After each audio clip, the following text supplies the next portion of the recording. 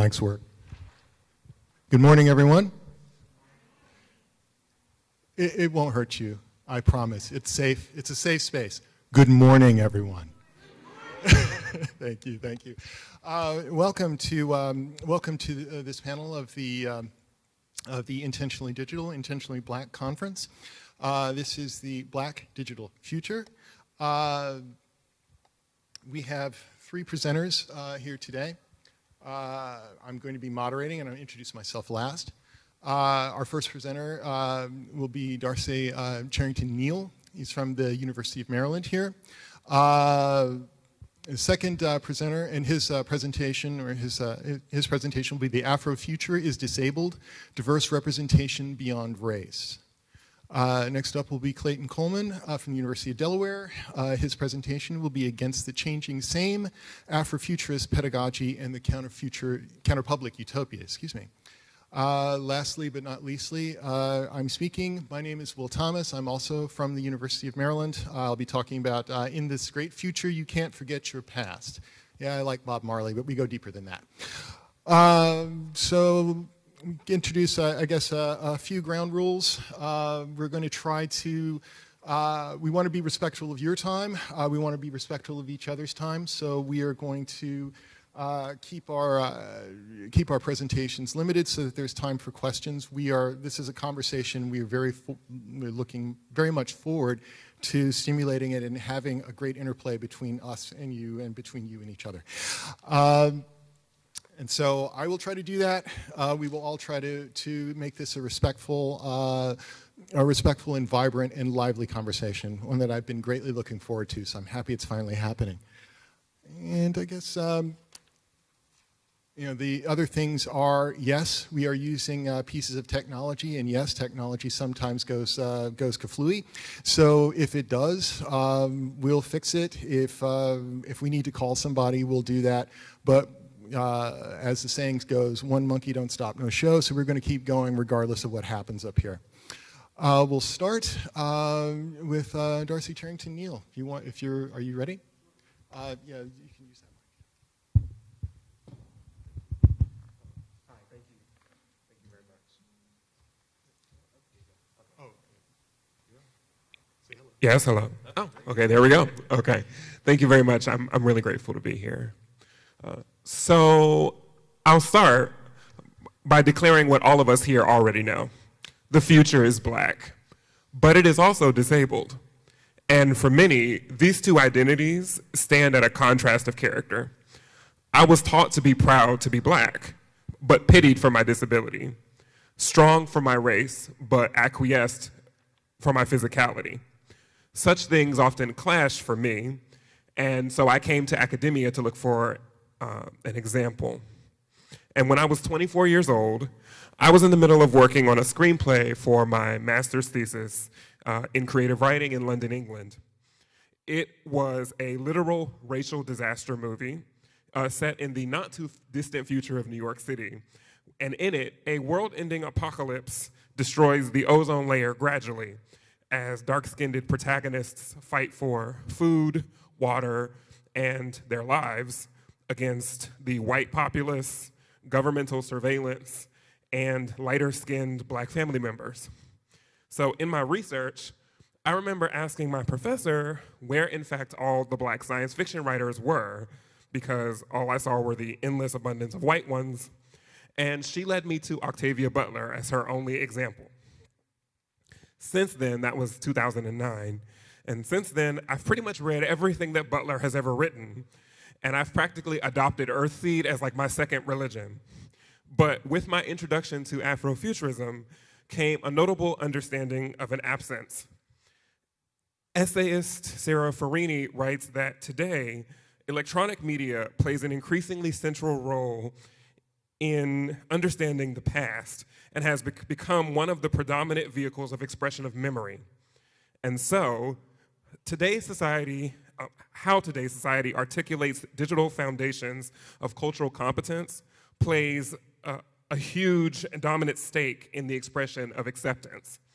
The lack of such things, in turn, breeds misunderstanding, ignorance, and fear. Samuel Delaney and Amun-Ra understood that. And fast forward today, and we have Susanna Dean's character in Stephen King's The Dark Tower series, who is an ultimate badass. She's a multi-aged black woman possessed by living spirits of other black women, and she was Michonne before Michonne, but she has no legs, and yet travels parallel universes in Stephen King's books in her wheelchair with a double-barrel shotgun behind her back, but nobody knows her name. Wakanda is the most technologically advanced nation on Earth in a Janelle Monáe android-crafted future with every flavor of blackness represented, except for physically disabled people with actual screen time. And for the rhetorical refrains of hashtag Black Lives Matter, hashtag Black Girl Magic, and hashtag Black Boy Joy, they do work to remind us that we have worth. But whenever disability is mentioned, it's typically only in regards to murder and the police. Blackness is moving away from the monolith of violence, and instead, we can now talk about our lives as part of a multifaceted kaleidoscope of experience. Through scholars like Saidiya Hartman, dark musings of Afro-pessimism are being explored. Likewise, through Adam Banks, the exaltations of future blackness are being celebrated. And yet, in a world where 1/10 of a mostly colored human populace identifies with having a disability, with the exception of Butler's Lauren Alamina, I, as a disabled black person, am nowhere to be seen in prominence. So, as Octavia herself suggested, as part of a digital humanities project on speculative fiction, I decided that if I wasn't going to be seen in the text, then I might as well try and write myself in one. So here's an example of what I mean with an excerpt from my story, A Cyborg Manifesto.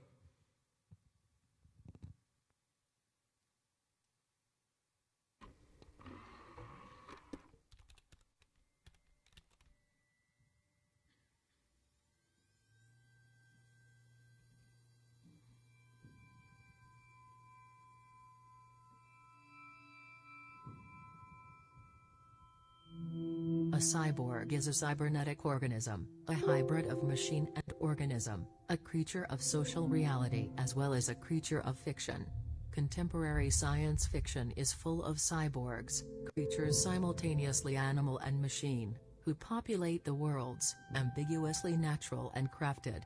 Modern medicine is also full of cyborgs, of couplings between organism and machine, each conceived as coded devices, in an intimacy and with a power that was not generated in the history of sexuality. Donna Haraway. A Cyborg Manifesto. Part 1.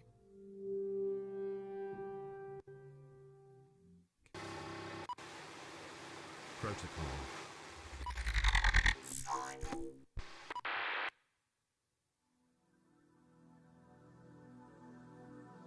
Let's admit it, life in Los Angeles is undesirable. It's time for better. It's time for the Stack. The Stack Super Towers are the perfect place for you. Housed in 342 floors of carbonized steel and mechanical harmony above LA's toxic cityscape. See the difference. See the Stack. Not authorized by the Republican Federal Housing Authority. Beginning transmission. And we'll be right back after the break with sports. Actually, I am being told that we have some breaking news. We are receiving unconfirmed reports of random acts of bizarre behavior and mass confusion from all over the city. Scanning. That's not good. Networks are currently disconnected. All local extranet communications are currently Wheelchair. inoperable. Active. Damn, everything's out? Well, if this really is an emergency, maybe now I can actually use my augmentation. No. Protocol strictly forbids the use of prosthetic weapon augmentation except in the case of extreme emergencies. Oh man, AI, why are you such a downer? Because, Kevin, I'm programmed to be British. Melancholy is my default. Well, I don't care what you say. I still think it's kind of cool to have a gun on my arm. Kevin, prosthetic augmentation is not a toy. Yeah, you sound like my mom. Kevin, you have an incoming phone call from your boyfriend, Brett. Hello? Oh, hi. Hey, what happened to you? I thought we were supposed to meet up at that party. Yeah, sorry about that. You caught me right as I was waking up. I mean, I was kind of looking forward to that. It's been weeks since I've seen you. What's going on? I'm not sure. I heard something about an attack on the city. The AI says that all the mainframes are out of service. Sounds scary. I'm coming over at 10, since these lights don't work. Maybe we'll just be scared together in the dark. How convenient. You love it. See you soon. Okay, bye. Bye. Disconnected. Warning. Memory recording damage. Skipping to next entry.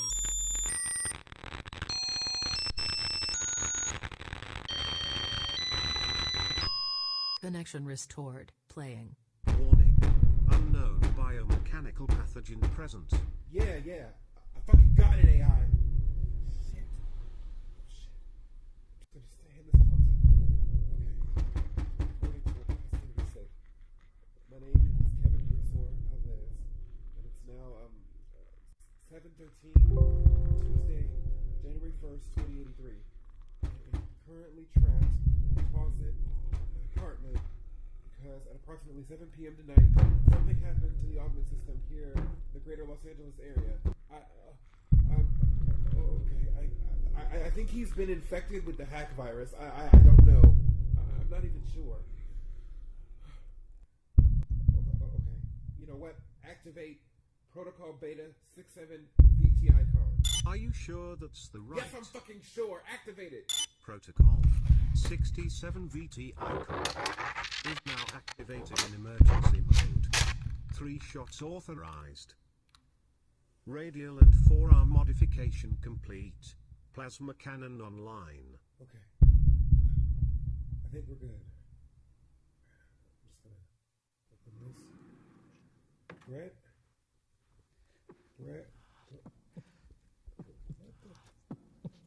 Oh shit, Brett! Oh.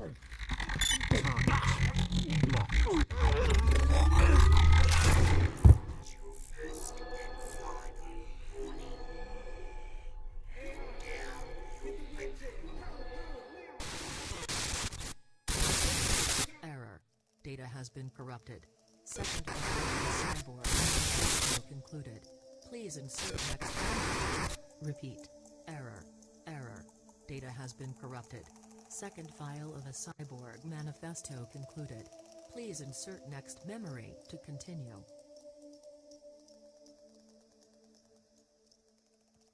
So, that's an excerpt from a much larger work that I did for my speculative fiction class, and my teacher loved it. I totally got an A. But in the larger work, the tale that I explore of a wheelchair user fighting against a techno-zombie outbreak in 2083 Los Angeles does the same work that Butler suggests. Afrofuturism does its best work when the work of the nominal is explored at its core, subjected to times, lives, and moments that decolonize the work of white, heteronormative, able-bodied status quo. On one level, a cyborg manifesto, taken from Donna Haraway's text of the same name, is simply a fight for survival against a building, a corporation, and a city that has forgotten about Kevin and his artificial personal care attendant. But at the same time, it's an argument for the autonomy of Black disability in the future. More than a text, the work of audio narrative exists as an experience for both the listener and the composer. The work of interpretation shifts dramatically by denying the audience the gaps of ignorance. Yes, the character uses a wheelchair, which is later mounted with machine guns. Yes, he is queer and was in the middle of a hookup when the virus struck. And yes, he is still vulnerable, understanding that he can't do everything by himself. As Nene Leakes loves to say, I said what I said. And that's what I love about Black audio work and the work that it does for Afrofuturism. For that work to be done right, it demands more accountability even to itself. For a genre created in the vacuum of representation, today's digital Black work and play requires equitable portrayals with a wider lens than what we use now. The answer, of course, lies in both intentionality and in the refusal of the standard. If we want Wakanda for real, then we have to work for it. Anytime someone says the word diversity in a room, ask if disability is there too. Require neurodivergent autistic blackness in your new superhero storylines. Make the lead in your next book a wheelchair user who knows how to use a gun or can't. Make accessible podcasts. Out in the world, mentor and hire Black disabled academics. Find disabled people who are also people of color. Support reality and imagination because, as I've said before, the future is Black, but it is also disabled.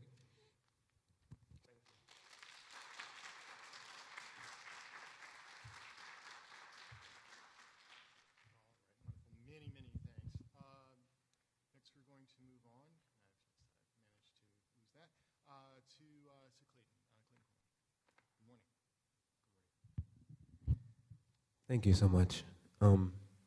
And you've actually inspired me to do what I'm getting ready to do. I saw a YouTube video of you, because I stalk people sometimes online, and I saw you singing, and it was nice. It was beautiful, and I think, particularly when we're talking about Afrofuturism and different modes of expression, it's important to come to the table with your whole self. And this also connects to some of the talk that I'm going to give, but I want to start with a song that may be familiar to all of you. I was born by the river in a little tent, oh, and just like that river I've been running ever since. It's been a long time coming, but I know a change gonna come. Oh, yes, it is. So I want to start this talk by honoring a couple people, particularly Octavia Butler, and all the people who have come before me, and to think about the idea of what our ancestors would think for us all to be in this space together, about us being that future that they might have imagined and made real today. So this talk is entitled Against the Changing Same, Afrofuturist Pedagogy and the Counterpublic Utopia. I want to start by a quote from Octavia Butler. All that you touch, you change. All that you change, changes you. The only lasting truth is change. And that actually brings me to a conversation that Bell Hooks had about teaching. She makes the argument that teachers rarely talk about the role of imagination plays in helping to create and sustain the engaged classroom. She says that imagination is one of the most powerful modes of resistance that oppressed and exploited folk can do and use, end quote. Today, the growing presence of technology and social difference in our digital lives provides incontrovertible evidence of what Octavia Butler describes as the only lasting truth, change. In fact, the desire to imagine and realize ideal futures frequently drives efforts to realize change in the world. Unfortunately, these futures are often too skeptical of generative difference.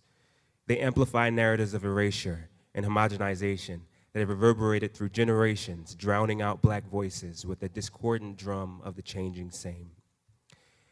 But syncopation is a good teacher. The chance to reshape current and future pedagogical practices is important for students and educators of color whose very identities disrupt expectations about traditional learning communities, and whose marginalized experiences can help us realize imaginative, future-focused change. My talk today will explore the power of the Black imaginary and its ability to shape pedagogy for the greater counterpublic good. Along the way, I'll investigate the intersections between Afrofuturist imagination, critical digital pedagogy, and utopia. Hopefully, this will spur further conversation about the challenges of learning and representation in fractured and frictive digital spaces. Building on Sarah Ottison's reading of Octavia Butler's pedagogical philosophy, Mark Lamont's Hill discussion of digital counterpublics, Bell Hooks' works on critical thinking, and Ronaldo Anderson and Charles E. Jones's theorization of Afrofuturism 2.0 will grapple together with the ways Afrofuturist pedagogy centers radical identity through race and community within digital studies to support a radical Black digital praxis in instructional spaces. Ultimately, I propose ideas for fostering counterpublic space within the physical and digital classrooms. Ideas that resist oppressive visions of homogeneous learning spaces while grappling with difference and the communal drive to shape change. Before getting too deep into the theoretical weeds, I think it's important to establish a structure. To this end, I hope to present this talk in 3 parts. First, setting the stage, where I outline the existing conversation. 2, proposing an intervention, where I explore change and dissent. And 3, a call to action, or what I call making it do what it do. Now, our current education system is in an outrageous position for Black and brown folk. In many cases, it subsists stagnant and decaying, while business institutions thrive and expand. This isn't news. To be fair, persistent political engagement can be cost prohibitive, particularly for those who lack the privilege of time, energy, or socioeconomic capital to cover the physical and psychic toll of persistent outrage. But the demands are clear, even if the implementation butts up against the realities of race, class, and institutional inequity. We need a pedagogy that reflects the complex realities of everyday life for Black folk, a teaching and learning praxis that acts as a centrifugal force in society at large, an imaginative gravity that keeps educational institutions and counterpublic networks from flinging headlong into the abyss. This is where Afrofuturism comes in.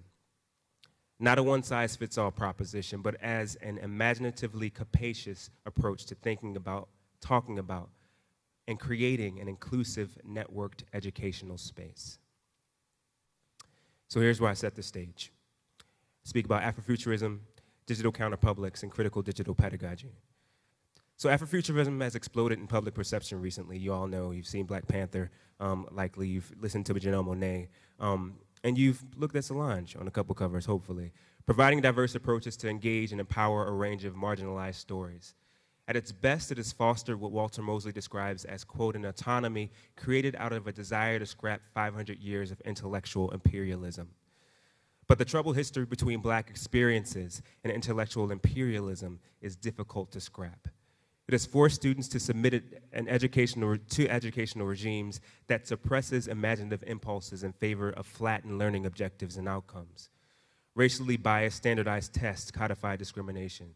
Attacks on corrective admission policies ignore generations of context and inspire the problematic mix of apathy and willful defiance that embed increasingly prevalent visions of post-racial futures.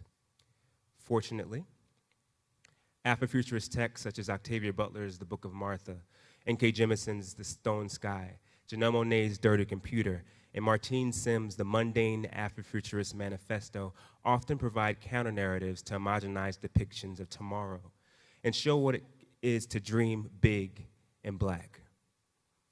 Afrofuturism presents speculative space, identity, and technology through the interpretive lens of Black culture.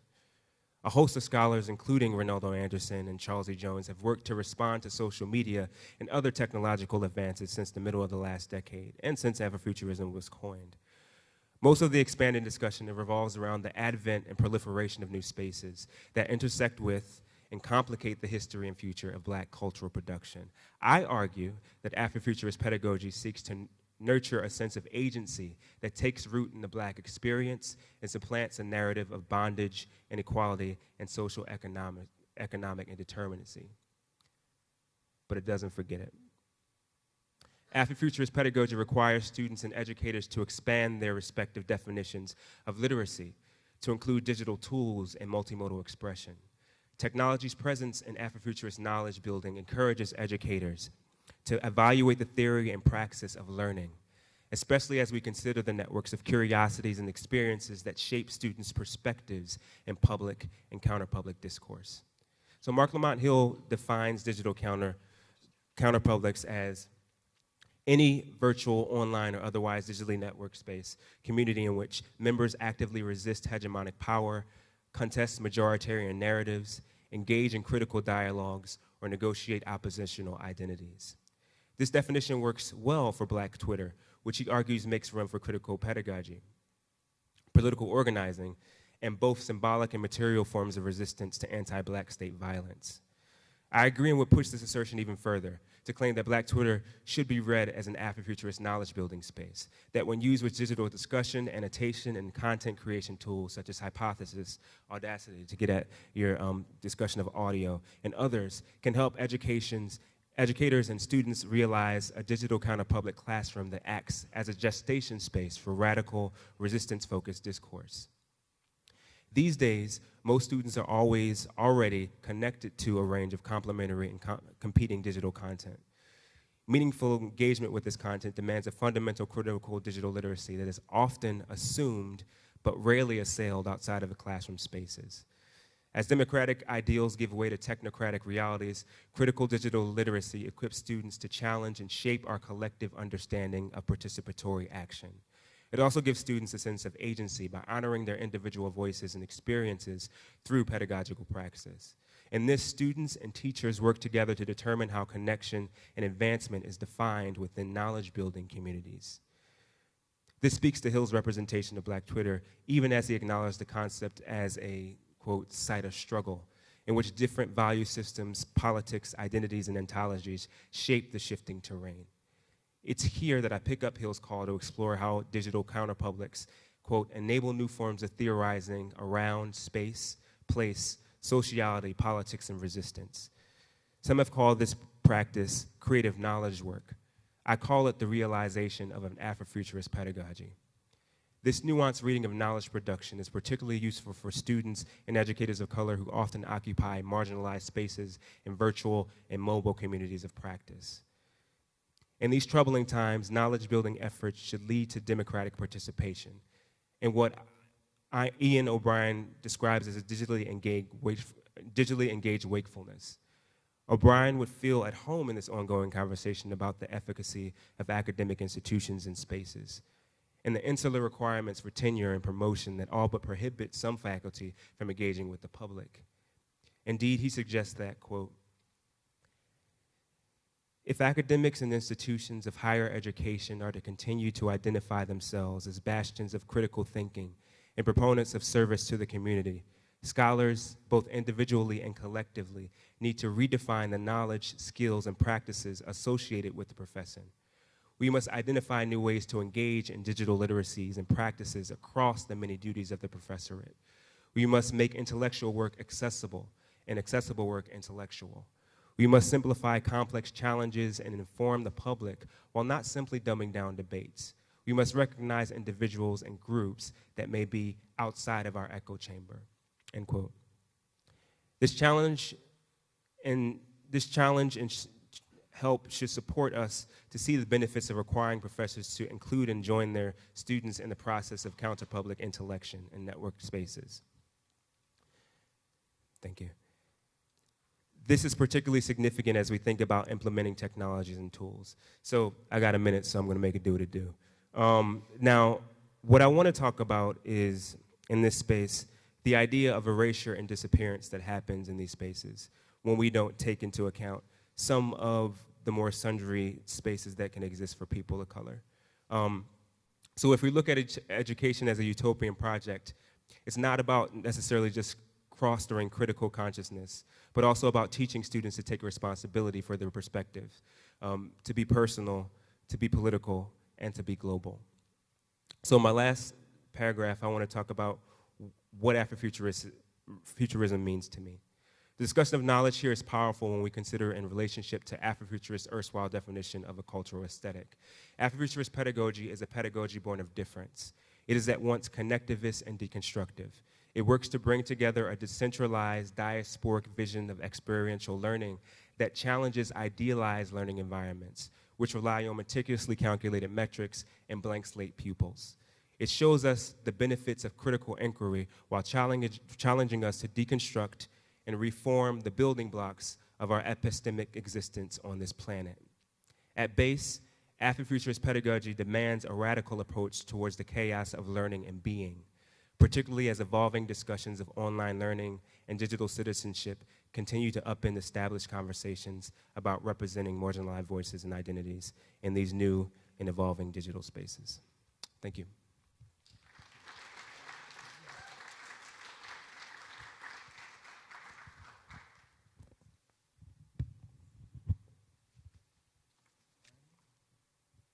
Oh, good, it's still on. And now I'm going to move to mine, so I'm going to,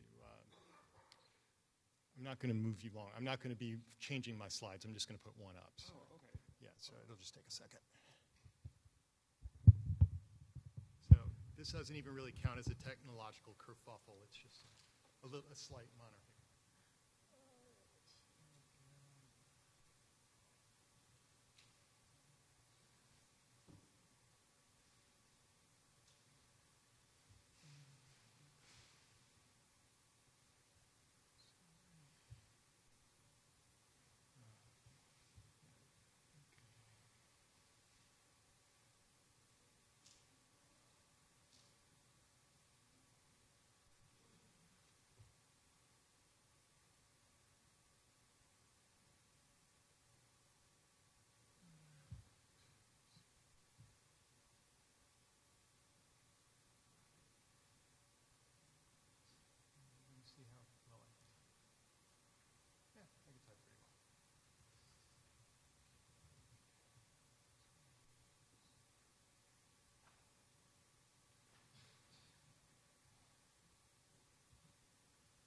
And it's just so I have my name up there.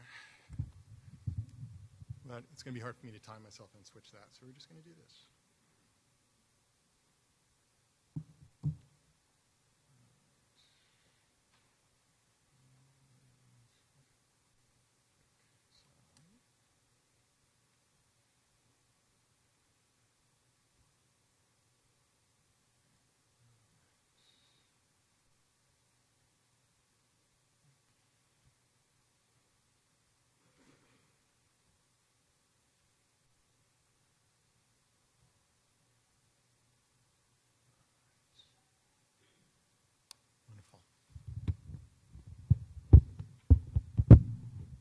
There we are. Thank you. All right. So, my talk. Good. You can hear me. I'm just not talking into the mic. There we go. We'll do it this way. We'll make it work. What I'm going to talk about this morning is Afrofuturism with respects to the archive, especially with the Black silences in the archive and the ability of Black people to express themselves in their own voices in the archival record. So we have been looking forward for most of this morning, and now we're going to look backwards and try to connect it all together. And we'll see how well we do. So we're going to start with how modes of communication displace each other, and I promise we're going to end up somewhere good. Talking with words, with vowels and consonants, displace older forms of human communication. You might think that verbal communication is the oldest communication we have. It isn't. Before that, we whistled and grunted. We look back at that now as very primitive, and we have this Hollywood caricature of the caveman who grunts. We think that that's what it is. But you can discover how rich such a communication method is if you find yourself in a city where you don't speak the language. And suddenly you're relying upon that. You have no other options to communicate with other people. Whistling and grunting is certainly going to beat waving a guidebook over your head and yelling. So, we can see that there is something there. We also can see that there the continued existence of languages that are entirely whistled. There is a dialect of Spanish, which is entirely whistled, which is used in the Canary Islands, which is one of the oldest forms of telecommunications there is. You can communicate clearly for 10 kilometers with it. And what that tells us is that these older methods had possess within them much deeper and richer content than the improvisations of lost tourists. But verbal communication wasn't the only communication to arrive and displace its predecessors. The rise of kings, human beings who embodied institutions, and the creation of hierarchies to expand the reach of those institutions beyond the limits of one human's ability to walk somewhere and hear, see, or touch something was facilitated by written communication. And we have documentation, since writing gives us such things, of people saying that writing was harming the ability to remember, that it was inducing people to depend on what was written as opposed to their own experiences and stories told in their communities. And we have a disparaging term now for people who have not successfully adopted the innovation of written communication, and we see oral communication as error-prone and unreliable. Poetry, an oral memory technology of great sophistication and subtlety, lives on to remind us how rich the memory of a community sharing stories with one another can be. The intervention of written communication into human existence gives us what we now call history. It creates a binary of history and prehistory, prehistory being the time now silent, and history the time which speaks to us in languages living and dead. But to the extent we can understand an intention for the systemization of written language, it is to construct records of things, actions, events, recognitions, in a form that could be preserved with little individual attention. If I want a community to remember a story and the only means I have to do so is to tell that story, then I must be ready to tell that story many times. And I must remember what is important in that story as well as things not important but still interesting or beautiful. If I write the important parts of that story down with some parenthetical commentary on the strange and wondrous, I only have to remember what document tells the story. So now we remember that it is kings, these institutions encased in the flesh of people under the same sky as the rest of us, that use this innovation to extend themselves across great distances. And they die, and the institution takes host in somebody else, usually closely tied to the previous holder. The writing stays with the institution, and the records of the dead king form the archive of the living king. And kings go to war to create bigger kingdoms for their son and heir, or their daughter whom they see fit to rule. Wars set communities on fire and let them burn. Wars can devour all the people who ever told a story that had been told 1,000 years prior to the arrival of the soldiers and their sharpened stones, or their brass, or their iron, or their 50mm sniper rifles, or their predator drones. Kings stayed kings by winning wars, but war destroys memory. So the power of the archive to institutionally preserve memory became one more extension of the king, to cover distances of time as well as space, in a way which could resist the destruction that was inherent in being king. But I'm sitting here in Maryland. And despite the delusions of Jefferson Davis and Donald Trump, there is no king here.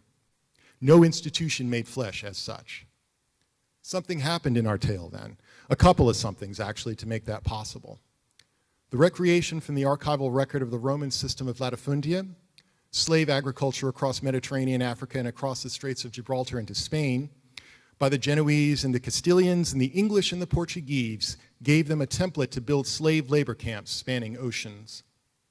But it was more than slave labor camps. It was a devolution of their control. Roman contract operators responsible for slave camp operations were direct reports to the Roman treasury, or the fisc. That could work across the Mediterranean, but not across the Atlantic or Pacific. So kings created corporations to outsource this work and created the idea of an institutional archive not directly tied to a king. The East India Company and Virginia Company and Royal Africa Company could have archives, and in so doing, could essentially partake in sovereignty. But a king who outsources is not absolute, and when a limit is found, other limits may appear. The French kings had been calling themselves that for 1,000 years until Louis XVI's head was separated from his body, and the institution had nowhere to go. The destruction inherent in being king had destroyed a king, but it had destroyed many.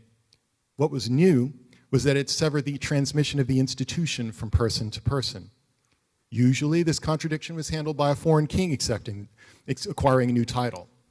But it just so happened that the British king, who would have liked the job, I think the British monarchy would still like this job, had lost several of their North Atlantic colonies, including this one, and was rather busy. The Spanish king got mad about the French monarchy ending, formally protested it, and for their troubles ended up having Napoleon snatch the crown from both the Spanish king and his son. So nobody was going to come help save the French monarchy. No foreign king was coming. The fleeing aristocrats could have burned the archives on the way out the door. The incoming bourgeois could have burned them on the way in. That didn't happen, though. So whose archives were they? There was no king to claim them. A novel idea was implemented. The archives would become property of the nation. This is a watershed for archives. If the archives belong to the king, archivists have the responsibility of making the documents they preserve accessible to the king. If the archives belong to the nation, archivists have to define what making the documents they preserve accessible to the nation actually means. The access to the past is one of the rights of citizenship, and the contestation of these rights continues. But that contest over definition isn't the end of our story. It's not the question we're concerned with today. It contextualizes it, but doesn't contain it. And that is because of the reality of the slave labor camps. The Roman latifundia were devoted primarily to producing food for the people of Rome. Slave labor camps are shipping grain across the Mediterranean for the bread to accompany the circuses. The new slave labor camps were most often extraction operations that produced substances that satisfied a hunger like food, but they weren't food really. Sugar in Portugal and Barbados and Cuba. Tobacco right here in Prince George's County, where the latter half of the name of our county seat gave the Marlboro Man his name and his lung cancer its start. Gold, which until it was found in California was panned by slaves in Georgia. And most iconically, cotton, grown, picked, and packed in sacks from Petersburg to Hattiesburg. Cotton created wealth which would be unbelievable to us if the evidence of that wealth did not surround us. It became the commodity that drove the Industrial Revolution. Not only did cotton make it possible to provide uniforms for troops of the armies of nations as they fought endless wars, it made it possible to create paper that was more resistant to deterioration than wood pulp, while still being affordable by enterprises by the ream. Records committed to cotton fiber paper could conceivably last for the lifetime of the Republic. The king is dead, but long live the National Archive. The operators of these camps would have been treasury contractors if they were Roman, but as Mississippians and Texans, they were private individuals and corporations, and many either held political office or became patrons and politicians. This gave them the power to effect the creation and preservation of records. The Postmaster General intercepted abolitionist material sent to Southern post offices, and the Commonwealth of Massachusetts gave serious consideration to banning the production of literature claiming that people are in fact people and not things to be worked to death to produce more cotton. Southerners in Congress made it almost impossible to discuss the abolition of slavery, resorting in some cases to physical violence to suppress speech and hence prevent the preservation of that speech in the archival record. In addition to the creation of silences through these varied forms of violence, their great wealth meant they could finance the creation of spurious records, both by hiding the realities of slave labor camp production from their visitors, and customers, and by controlling how those they considered slaves appeared in any documentation of their lives and the warfare they faced every day, slavery being essentially a domesticated act of war. But where a limit is found, other limits may appear. No matter what Robert E. Lee might have thought about the black people who would live to see his front yard become Arlington National Cemetery, he had no absolute power to keep them from running away, breaking farm equipment, poisoning horses and cows, accidentally leaving the barnyard gate open, or crawling through the window to slice his throat. And when Lee led the Army of Northern Virginia under their perversion of the Cross of St. Andrew to try and assert such a power, all the protestations of the fire eaters of South Carolina and draft rioters of New York were not enough to prevent black people from taking up arms and deciding that it was the 14th Amendment or death. The nation owned the archive, and now black people were part of the nation. Access to the archive would have to change to accommodate that. Since I've got a minute left, I'm going to have to skip through this, and I do apologize for that.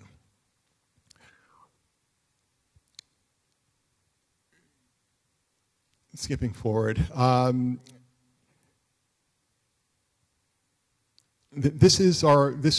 world now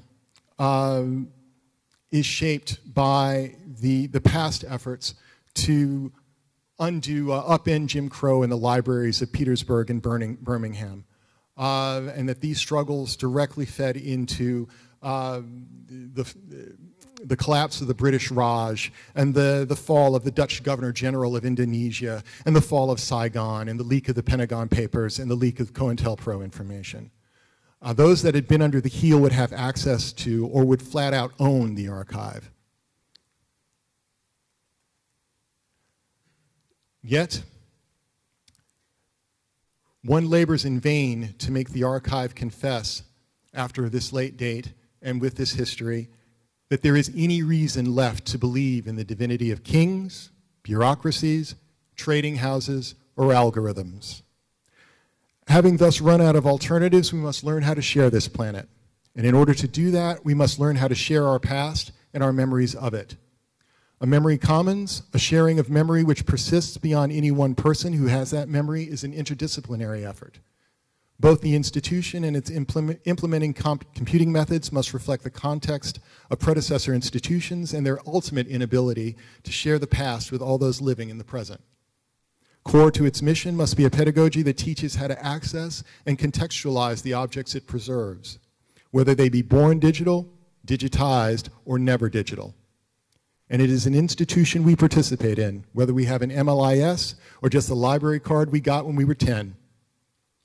We participate even if it's just by sharing the memories we make and finding the ones which speak to us. There will be Black people making and sharing and preserving the memories we are yet to make. And unless we decide to erase ourselves, we will make those memories aware of the high price we were forced to pay to make them possible, and the moral force and the technical capacity to say, no more days like those. Thank you.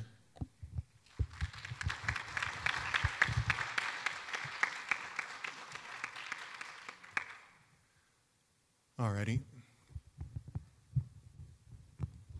So I guess in the time remaining, we should talk to each other. You know, be good. So let me hop back from my yammering state to the note state. I think that perhaps one of the commonalities that we have between the three of us here is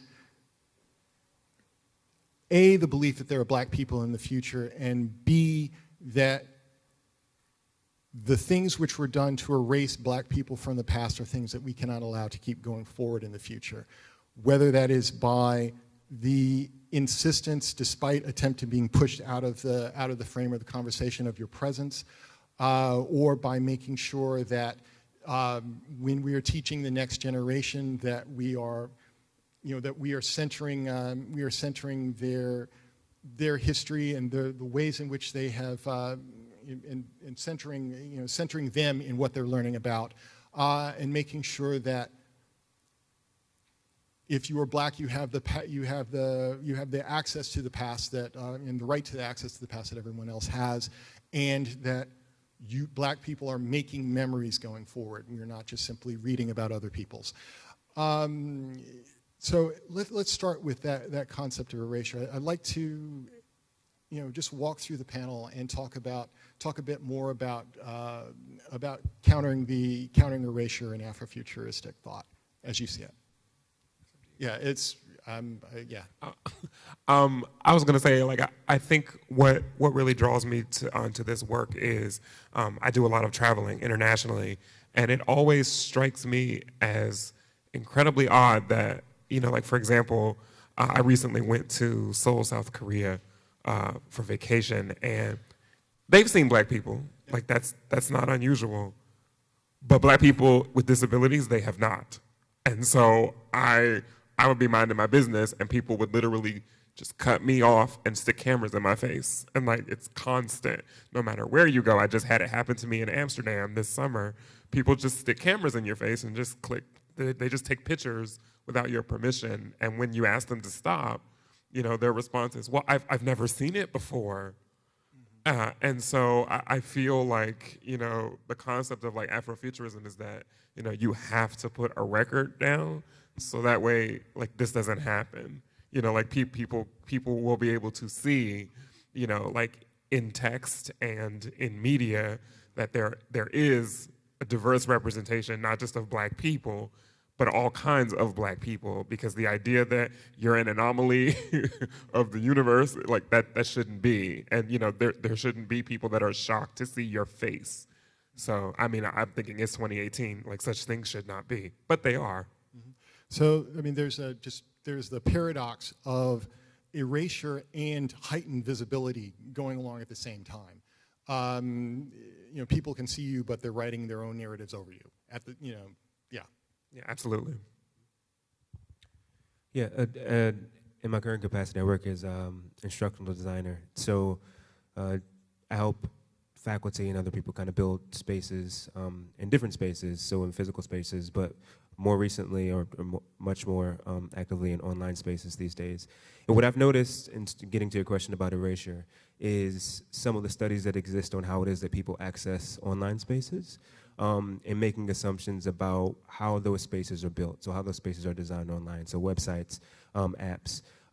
There was a recent study, as a matter of fact, I think it was from Oregon State University of Oregon, where they had a list of people chime in for this study, and they talked about how students are preferring to access via desktop and all these different types of things. But the study was 80% white, and they had hardly any people of color. And if you go to other studies, like Pew Research study, it shows that people of color access online through mobile devices a lot more than other people. So when we're thinking about the design choices that we make in these online spaces, when we're thinking about how it is that we conceptualize the spaces for people who are Black, who have abilities and disabilities, those forms of erasure can also be a form of erasure for pedagogical purposes. So you won't necessarily get those experiences in the classroom that are important for people to understand, both in terms of understanding a past of experiences that they've gone through and allowing people to represent their ideas of the future. Good, yeah. And actually, I just wanted to add to that. I find that incredibly fascinating that they would forget, like, for Black people, I feel like the issue is always the issue of access, because I know computers are expensive. And like cell phones are way cheaper. So like the fact that people go through the internet through their cell phone more makes way more sense to me than the idea that you have a dedicated machine at home that costs thousands of dollars. So the idea that somebody would just forget about that in a study is mind-blowing to me, but it just says that we have work to do. Yeah, I guess that actually leads into one more thing, and then we should open it up in the little time they have left. We spoke about Black Twitter as a space in which Afrofuturist identities can be constructed. The idea of utilizing intermediaries as technological means to build a space in which we can project ourselves forward. And I wonder if we could talk about that briefly in terms of how we assert ourselves in that space, going from the idea of somebody else erasing you to how do we take claim of those spaces and assert ourselves?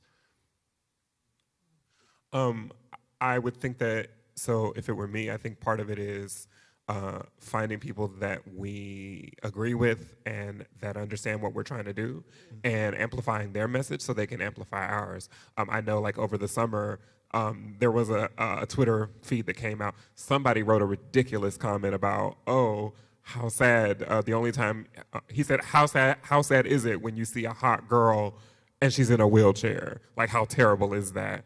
And Twitter immediately clapped back in a matter of nanoseconds, and thousands of people just started flooding this guy's timeline with like models and like soldiers and veterans, and a hashtag was born that was hashtag disabled and cute, because it was just like you're not gonna minimize a whole group of people from your ridiculous prejudices.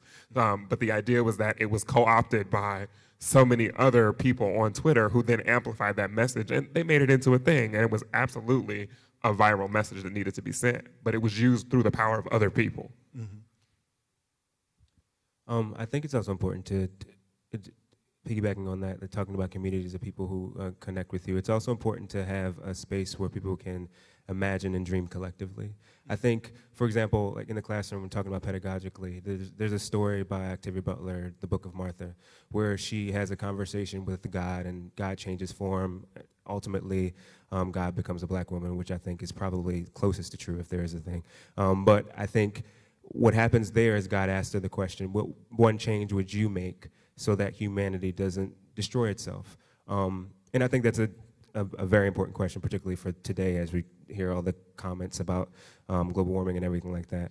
But in the classroom space, and I've done this before and I've seen other instructors do it, we put that question on students and have them build a collective future together, one in which they're forced to grapple with the types of changes that each other have made and think about some of the ramifications that exist in that space. So having a space where people can collectively dream can be a space where people can kind of see that difference and work through it in a way that uses their imagination. And that can work towards possibly a better tomorrow. I guess one follow-up, as I have to do it. In terms of utilizing Black Twitter as a space to construct futures, dealing with the contestation of that, the contestation of the constructed meaning. I'm thinking of the Me Too hashtag, but there are plenty, where something is an organic emanation of the community, chugs along, and then is discovered and hijacked is perhaps not the right word, is fought over, where suddenly you have two different meanings or slightly divergent meanings being attached to the same thing, and people are attempting to reinsert themselves into spaces they created. And I'm wondering how that affects or changes our ideas of the construction of Black digital spaces to build Afrofuturist identities with that level of contestation, which is new to that space. I was going to say, so I think the biggest example of that is the word diversity. Oh, okay. Because, no, I mean, like literally, when people say the word diversity, disability is always left out. Always. Every single time. The Oscars did it. Like, everyone is doing that. And they're just like, oh, we're going to make this so diverse. And then it's like, okay, so when are you going to start putting in, like, things that will help our community? And by the way, it's the biggest one on planet Earth. So there's also that. But, you know, yeah, I think that the answer to this is, like, you have to make sure that you align yourself with people who can make your voice loud. Like, you have to remind people, you know, ADA stands, yes, it stands for the American Dentists Association, but it also stands for the Americans with Disabilities Act. Right. Like, those are two separate things, but they both have the same initials, and people just need to understand that, like, one does not equate the other. So you just have to make yourself understood and align yourself with people who can continuously do that with you and for you. Right. And sometimes you have to strike back with new hashtags, like the film diss hashtag. Absolutely. Yeah. That was actually what I was going to say about striking back with new hashtags, like leaving space for new knowledge to be formed and new knowledge to be created, in which you can actually have a conversation about what exists in this space and what it is turned into. I think Afrofuturism is actually a good way of kind of looking at that too, because Afrofuturism has morphed and expanded in a lot of ways since its original formation. So they can kind of be kind of a test case for that. I think if you allow for democratic participation and discussion, I think chances are you will go in places where you didn't necessarily intend. It's how it is that you allow for that, I don't want to use the word innovation because it's a weird word and it's become trite, but allow for spaces for creation and imagination there. Absolutely. And I can't, you know, before we go and ask questions or have the audience ask questions of us, I can't leave out the importance in a world in which computers are still too expensive for many, of having institutions like public libraries and like academic libraries connected to community colleges and land-grant institutions like the one we're in now, to help bridge that gap somewhat. But obviously there is far to go. So we have some time, and basically since I'm the moderator, a speaker, and also the microphone walker around person, I'll just recognize people and we'll make this work. Hi, my name is Zion. Thank you all. I don't have any institutional affiliation, but I'm an artist, curator, and a writer. And I've been really interested in the kind of metaphor that Wakanda has become for a Black utopia. And I guess in Afrofuturism has kind of popped off since Black Panther, the film, has been a thing. But I think it's really important to remember that Black Panther is essentially a good guy, bad guy battle between the bad guy who has a sense of the tradition of Black American radicalism, and Killmonger, who is like a Black nationalist of Wakanda. And so I'm really interested in like, what is the social order of Wakanda, and like, what does it mean? Or like, what is the social order of Afro-pessimism, or Afrofuturism rather?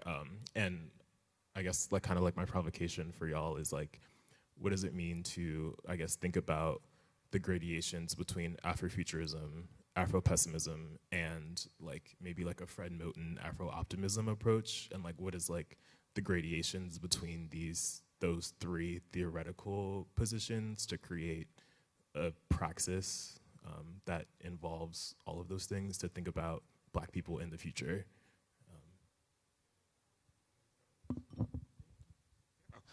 I mean, I was just gonna say to start with that initially. So let me just first off say that like I love Black Panther like so much that I have Wakanda Forever tattooed on me. So that being said, you should also remember like that. Yes, as democratic as Wakanda is, it was also incredibly selfish. Like they had some serious issues both as a country, a nation, and a community. Which is one of the things I think that Ryan Coogler was trying to point out. But that being said, I think to your question, one of the beautiful things about where we are as a community today in this digital space is that we can even have the conversations between Afro-pessimism and Afrofuturism and Afro-optimism, because I would think that many, many years ago, I mean, the Black narrative is usually suppressed by death. It's suppressed by like, you know, like this just constant narrative of just struggle and strife.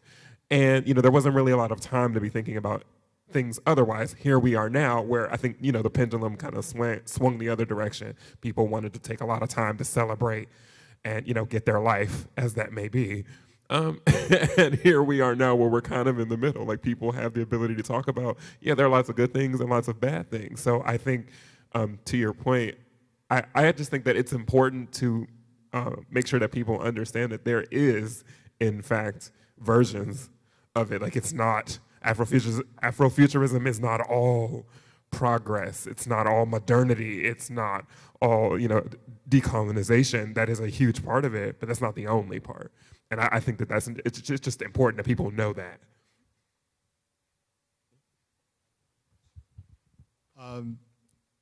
You know, I love Black Panther the movie. If anybody has still not yet seen it, I'm really, really sorry. But when they go to Oakland and drop out of the sky and say, here's a building, and we're going to make it a Wakanda Cultural Center, and presenting it as a fiat, that should have been the beginning of a conversation with the people of Oakland, not a fait accompli delivered by a deus ex machina. I have issues with that part of the film. The conversation is important. Without that, we recreate the same mistakes that we've lived through in the past.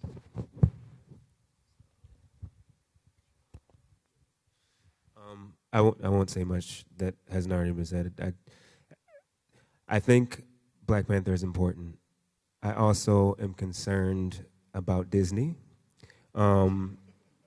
Honestly, I think that when it comes to, we talked about hijacking a narrative, I think it's important to consider the history of films that have come before Afrofuturism, Afrofuturism, for Black Panther, that Disney has created, how long it took for Disney to make a Black anything that wasn't a lion, assuming the lion was Black, though James Earl Jones is awesome.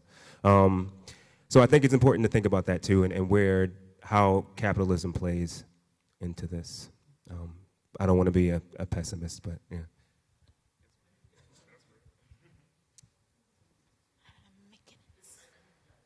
We have people listening.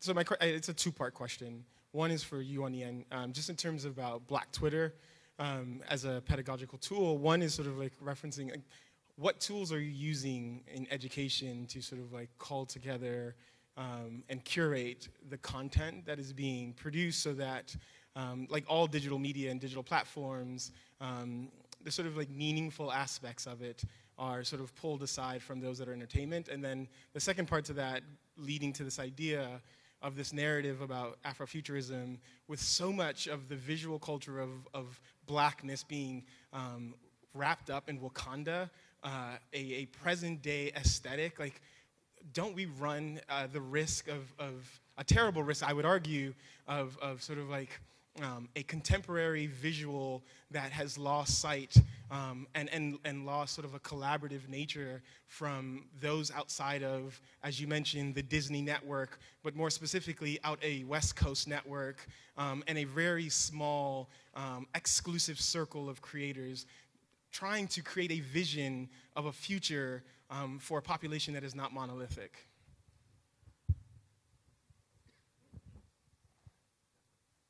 Cool. I think, okay, so I had a conversation with an artist a couple days ago about Solange and about celebrity and about what you were talking about, the idea of making this an insular space.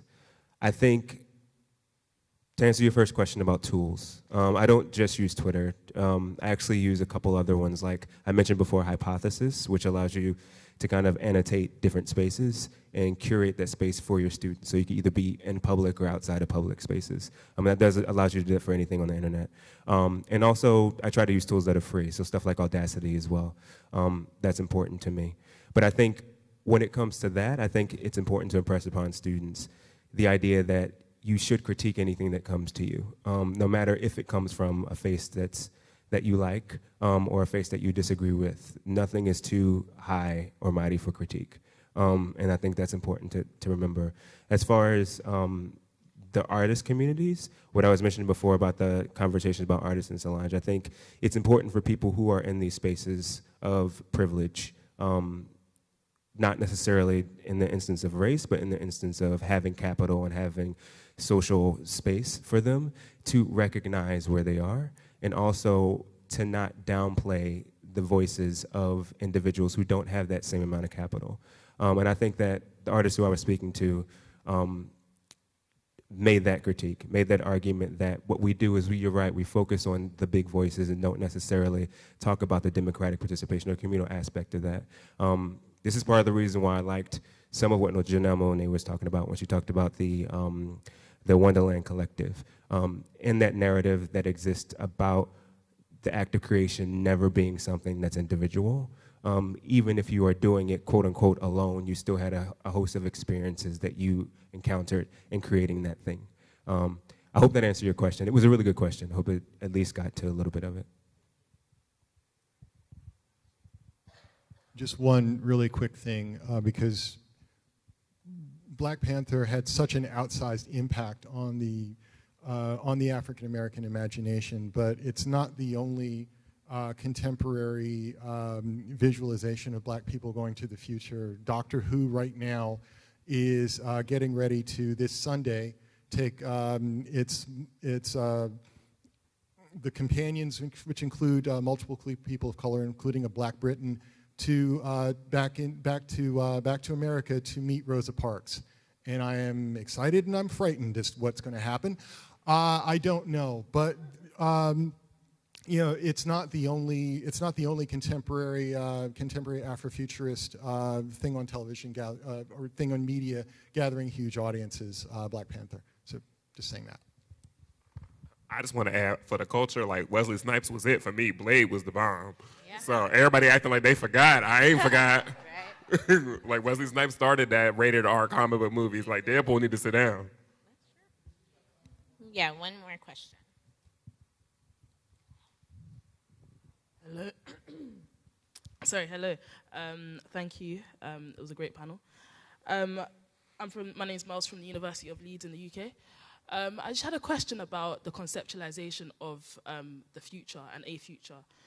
So there's been a bit of a bit of writing in the space of decoloniality about the future being a conceptualization of Eurocentrism, and the idea of a future, possibly as black people, if we're talking about a black future, does that equate to respectability politics? Does it equate to a continuation of the system that oppressed us?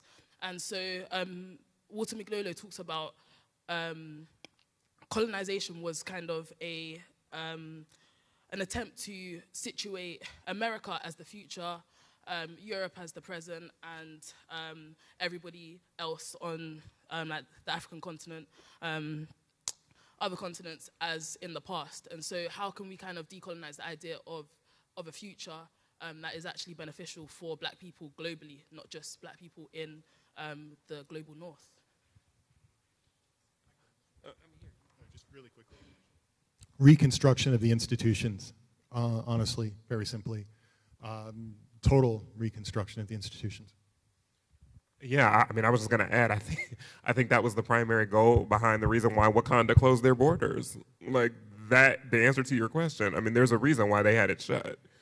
Because they understand, like, you know, you have to build up your own people first before you can extend outward. And so, yeah, just the understanding and making sure that people have the information and the education to build themselves up so that way they can forward that information to other people, I think is probably the most important part of that.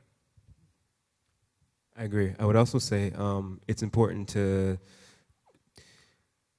deconstruct how it is that we think about time as a linear process. This is something that has existed in one place and we're going towards something, as opposed to like this thing that accretes meaning over time, I guess, but like a palimpsestic thing, right? So memory that doesn't necessarily begin in one place and end in one place, but that can kind of be recursive. It comes back and have relationships.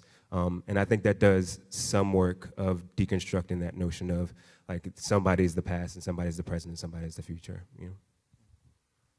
All right. This has been a wonderful conversation. Thank you so much for sharing space with us and thinking along with us. Have a wonderful rest of the conference. Thank you, everyone.